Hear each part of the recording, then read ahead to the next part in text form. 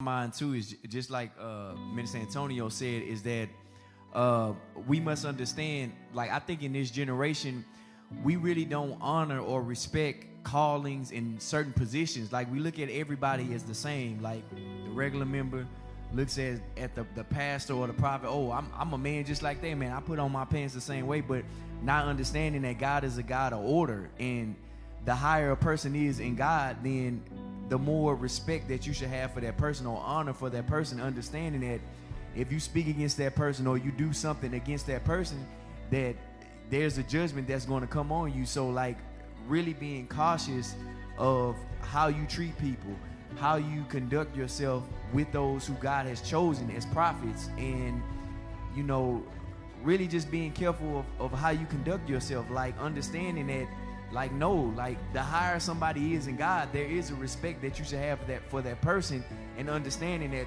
this is God's child, and the closer you are to God, the more of a judgment that I believe that God will have against that particular person if they speak against the prophet or mess with their children or their daughters or anything of that nature. So I think it's more of really honoring and respecting those who are close to God, but understanding that, you know, if you touch those who are close to God, that you don't know it or not, but you're really cursing yourself. Yeah. No, this is a deep principle. I know this is a meat principle, but you're in the school of the prophets. We're giving you the whole counsel of God.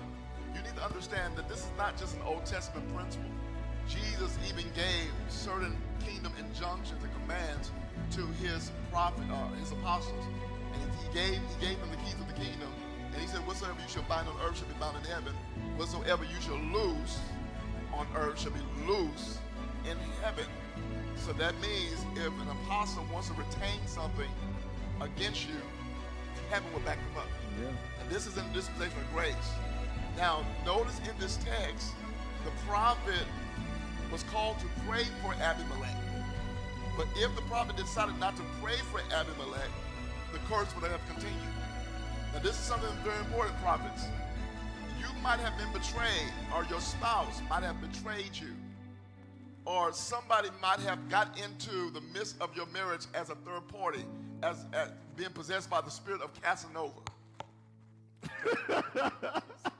Spirit of Casanova got a hold of them. Now they became the third party. Your job as a prophet, if you want to mature, is not to be offended at the third party. You really have to walk in the love of God. Yeah. You really have to walk in forgiveness to forgive that person. Because until you forgive that person, the wrath of God is on that person. And the wrath of God will not only hit that person, but it might hit your spouse that made a mistake. That's why when Moses was dealing with the rebellion of the nation of Israel, he had to get into a space of prayer. He had to pray for them. He had to move in meekness and pray for them. That's why Jesus on the cross said, Father, forgive them, for they know not what they do. If Jesus had held the offense of those who persecuted him on the cross, all of them could have died. Yeah. The angels of Jesus were ready to destroy the whole Roman society. But that would have defeated the purpose of Jesus being the Savior of the world. Listen, prophets, you cannot hold offense. Even Job, when Job had everything restored back to him, God said, I'm not going to restore it back to you unless you pray for your friends. Job had to even pray and intercede for the ones that distrusted him or criticized him unfairly. So prophets, there's a certain level of maturity where you got to love the ones that offended you. You got to love the ones that betrayed you. Because if you hold an offense against them, God will back you up, but there'll be some levels that you cannot enter unless you walk in forgiveness.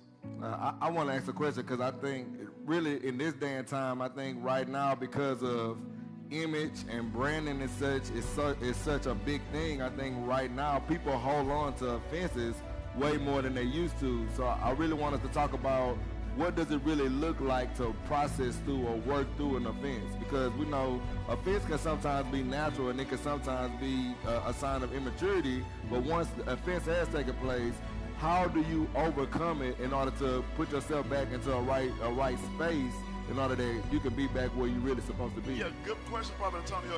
In this context, we want to use it in the context of marriage, and we want to use it in the context of the prophetic family being touched by an enemy, by someone that was trying to destroy the family. And so that prophet or prophetess has to go through the process of understanding humanity as a whole. and understanding the psychology of humanity, that all abound by sin, and sometimes our sinful behavior get the best of us. And that prophet has to really understand God's love for humanity and release that person to God, because God said, vengeance is mine, said the Lord. Yeah. But the prophet will still be backed up by God if that prophet pronounces a curse on that offender. God would back that prophet up. But God would not trust that prophet to go to higher levels, because the prophet has not controlled their emotions, or she has not controlled her psychology to accept that men are ignorant, women are ignorant sometimes, and to be touched with their feelings of their infirmity. So the way they process it, they have to go through meditation. They have to mourn over what have hurt them. They have to really mourn over it, really lament to God, and they have to learn how to give their feelings to God and trust God, to the point of allowing God to take them through the processes of being a minister of reconciliation. And being a minister of reconciliation can sometimes be a sloppy business. Yeah. So meditation, prayer, counseling with stronger believers, counseling with shepherds. That's when the prophet needs to really have a relationship with their pastor, because that pastor is a counselor, is a therapist, and go through the process of forgiving people so God can take them to the next level. But guess what? God is he's going to deal with the ones that touch the prophet's family or the prophet's family. Just let God deal with it. Yeah. Just like God dealt with Abimelech. Abraham was nowhere around. God dealt with his enemy. Yeah. God spoke to his enemy in a dream. That's good. Jesus, help us. That's good. Okay, we're going to move to another.